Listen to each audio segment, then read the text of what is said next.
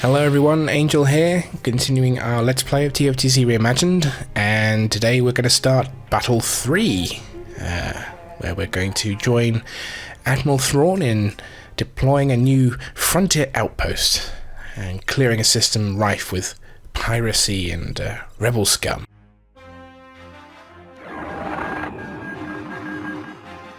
The Empire is expanding its reach into the Outer Rim territories.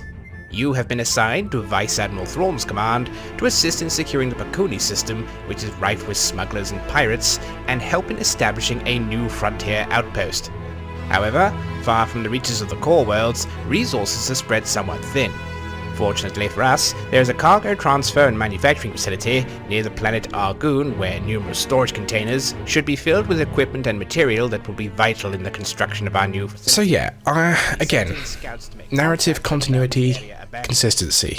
To begin with, we've got the Ludwig with us straight away. The frigate Ludwig, I think, shows up in Battle 3, Mission 3, to begin with, and then a couple more missions after that. But yeah, to begin with, the Ludwig is always with the stalwart straight up. The escort carrier Condor is only here for one mission. I'll explain that in a minute. The Victory class. But this mission is you have to inspect some containers to get station parts to build your station.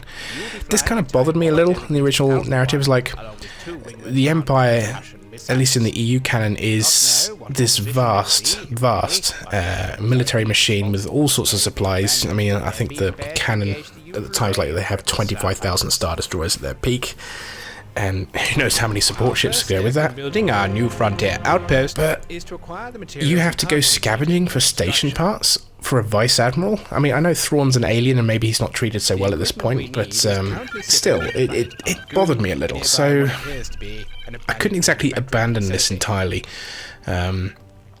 So I tried to explain a bit more why we're doing this, why we're scavenging for these parts.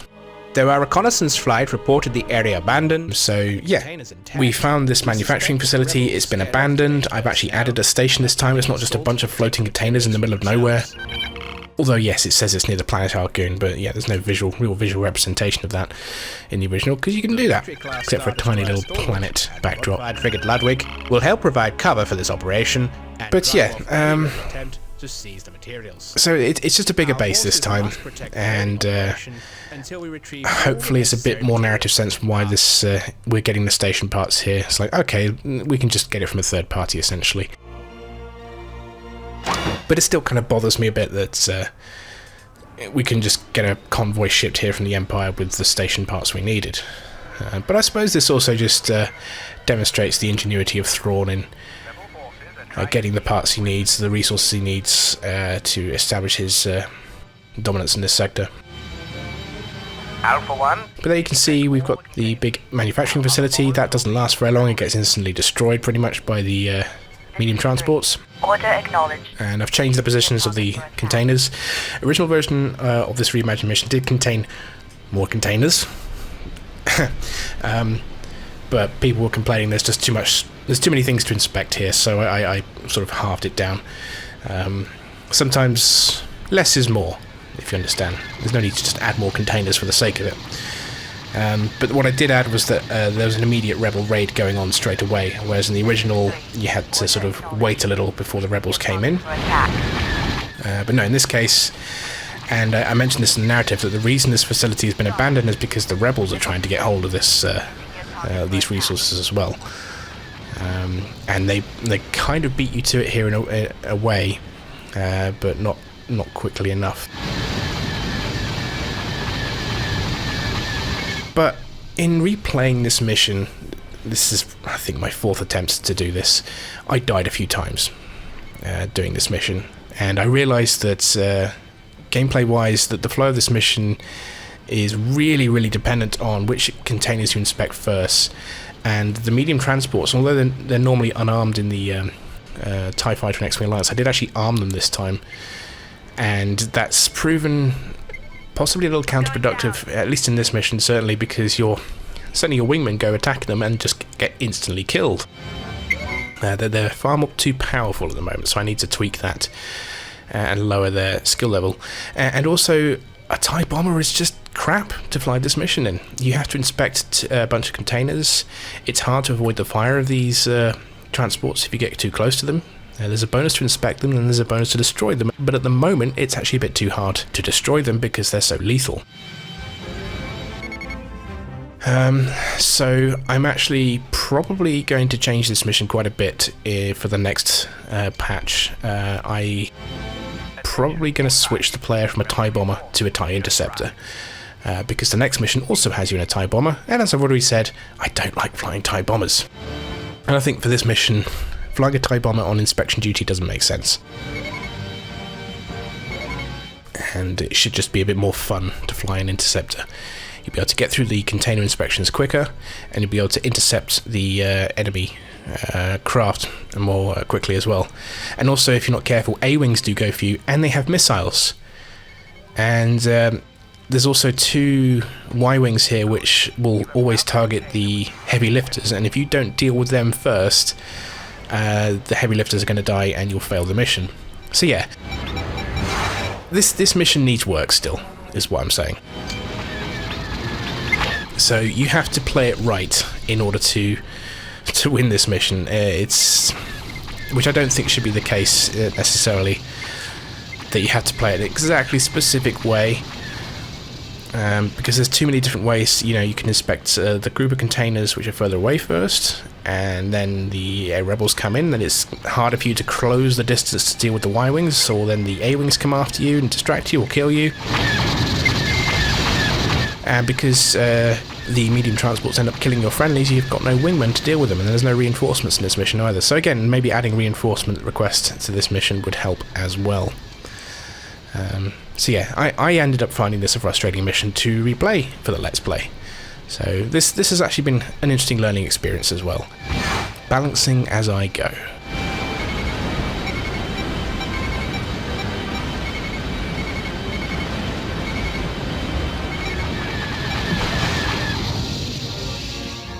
I think though, once you've dealt with the A-wings and the Y-wings attacking the heavy lifters, it's game over for the rebels. Your remaining AI will basically deal with the corvettes and other Y-wings.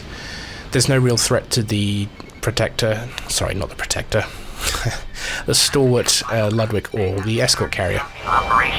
So there's no need to really deal with them urgently at all. Those ships can defend themselves.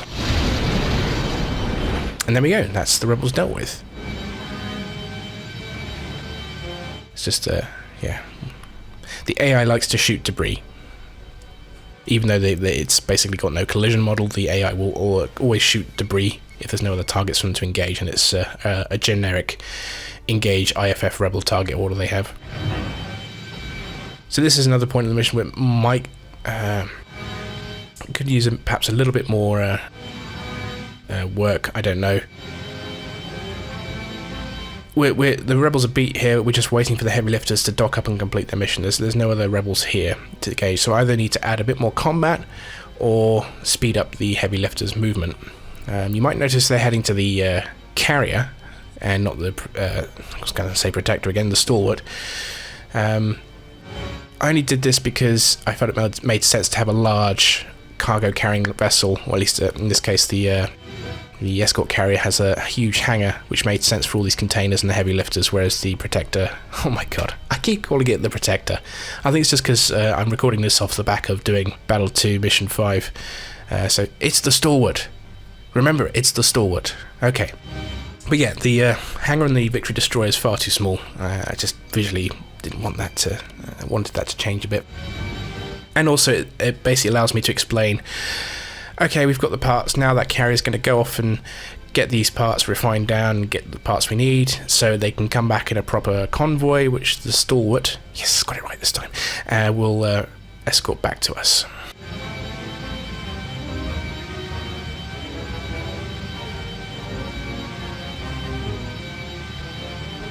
But otherwise, the Condor does not show up in any other mission. Do like the Victory Destroyer model. I used to remember thinking I didn't like the wings too much. Still a bit ambivalent on them, but yeah, as a model, I just like it as a sort of lower tier destroyer compared to the Imperial versions. But yeah, as I said, the heavy lifters, if you were to inspect all the containers after you killed all the rebels, you'd be sitting here for 5 minutes waiting for them to collect their containers and go back, and that's 5 minutes of the player just flying around doing nothing. And this is something that happens in the classic campaign quite a bit, where you're waiting for something to be picked up. That's mitigated in the original game by you having the time speed up mechanic, where you could speed up time to at least 4 times the normal speed. X-Wing Alliance doesn't have that, so you're forced to sit there and wait at normal speeds, which is boring. I don't want the player to be sitting around twiddling their thumbs just waiting for the mission to be over. I want there to be something for the player to do. If there is a quiet moment, you know, I generally don't want it to last more than a couple of minutes at most, and usually I would like it to have some sort of narrative purpose, like we're building tension, we're waiting for the attack to happen. Excellent. Parts of the future installation are on board. The heavy lifters have completed their mission. All the equipment we need is now stored aboard the Condor. There we go. That mission is done with. Good riddance. I'll try to do better with this one, I promise.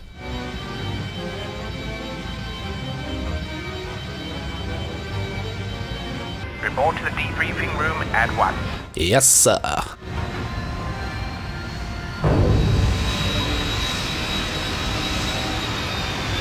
Good work.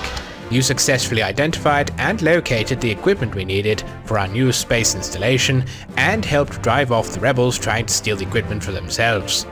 With all the equipment loaded onto the escort carrier Condor, it will take these components back to a nearby facility to be broken down and refined into the parts we need to build the station. So yeah, just explaining there how we're going to build the station up. Meanwhile, Just trying to expand the story of TIE Fighter a bit more, at least makes the narrative make a bit more sense, and they'll give further background lore and world building to it.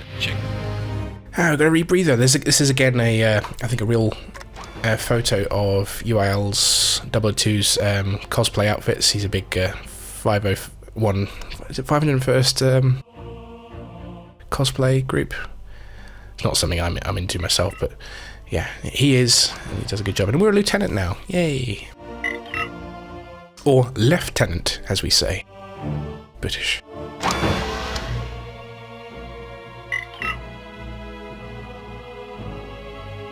No, I don't want spam, thank you. Okay, but that was the rather flawed Battle 3 Mission 1. Next time, we're going to be attacking some pirates. So we'll see you then, and until then, good hunting.